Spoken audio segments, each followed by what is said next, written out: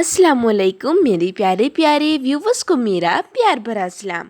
मैं हूं हफ्सा फरीद और आप देख रहे हैं मेरा YouTube channel Hafsa Farid cooking. उम्मीद करती हूं आप सब खैरियत से होंगे, खुशबाश होंगे। आज की रेसिपी बहुत ही स्पेशल होने जा रही है क्योंकि आज मैं ऐसी डिलीशियस चॉकलेट केक की रेसिपी लेकर हाजिर हुई हूं जिसको हम एगलेस बनाएंगे, यानी अंडे के बगैर। खाने में बहुत ही मज़ेदार, इसका फ्लेवर और टेक्सचर दोनों ही इतने लजीज कि जैसे मुंह में जाते ही घुल जाएं। तो रेसिपी का कोई भी पार्ट आपने मिस नहीं करना। तो चलिए रेसिपी को हम बनाना स्टार्ट करते हैं। सबसे पहले हम एक कप दूध में शामिल कर देंगे 1 टेबलस्पून वाइट विनेगर और इसको अच्छी तरह से मिक्स कर लेंगे। तो देखिए अच्छे से मिक्स कर लेंगे और हमारा बटर मिल्क रेडी हो गया है। अब हम एक बाउल लेंगे और इसमें एक छलना रख देंगे और अब इसमें शामिल कर देंगे 1 कप पाउडर शुगर, यानी नॉर्मल चीनी को आप पीस कर पाउडर बना लेंगे। अब इसमें शामिल करेंगे 1 कप मैदा, हाफ कप कोको पाउडर भी शामिल कर देंगे। अब 1 टीस्पून बेकिंग पाउडर भी शामिल कर देंगे, साथ ही half teaspoon baking soda भी शामिल कर देंगे। चलें जी, अब इन तमाम इंग्रेडिएंट्स को छान कर बाउल में शामिल कर देंगे। तो देखें यहाँ पर कितने ज़्यादा लम्स हैं जो छलने से नहीं जा रहे थे, इसलिए छान लेना बहुत ज़्यादा इम्पोर्टेंट होता है। अब अच्छे से मिक्स कर लें।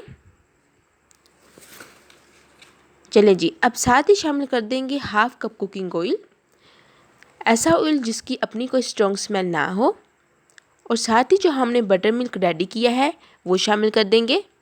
इन सबको अच्छे तरीके से मिक्स कर लें और याद रहे आपने वन साइड ही बैटर घुमाना है ताकि मिक्सचर में एयर एब्जॉर्ब हो जाए, 2 साइड नहीं घुमाना।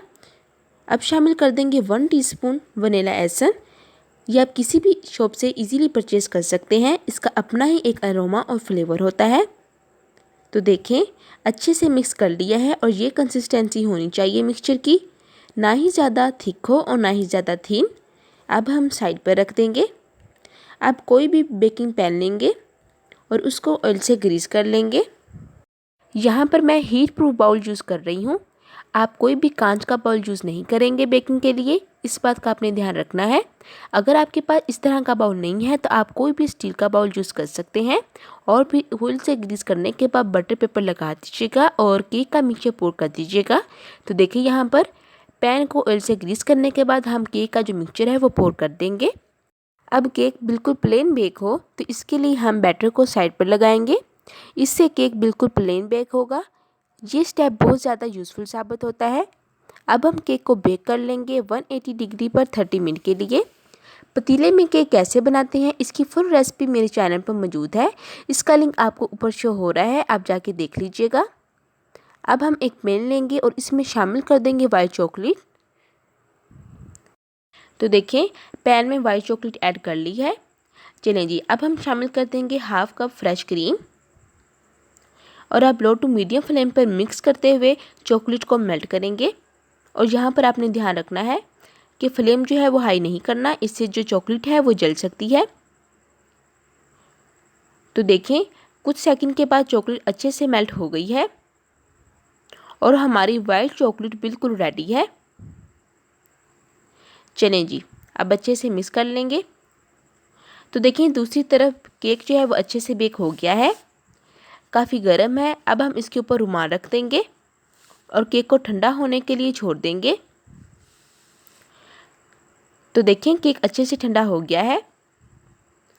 अब हम इसके ऊपर एक बर्तन रखेंगे और यहाँ पर मैं प्लेट रख रही हूँ और इस तरह हम केक को बहुत ही आसानी के साथ निकाल लेंगे।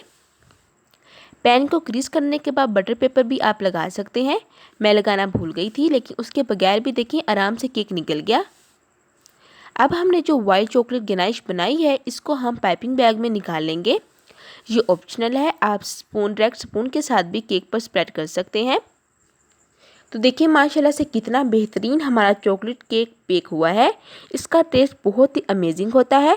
तो देखें ना ही हमने एग यूज़ किए हैं और ना ही कोई बीटर, और कितने इजी वे में हमने केक बना लिया है। अब इस पॉइंट पर रेसिपी अच्छी लग रही हो तो लाइक कर दें और मेरे चैनल हफ्सा फरीद कुकिंग को सब्सक्राइब भी कर दें। आपका बेहद शुक्रिया।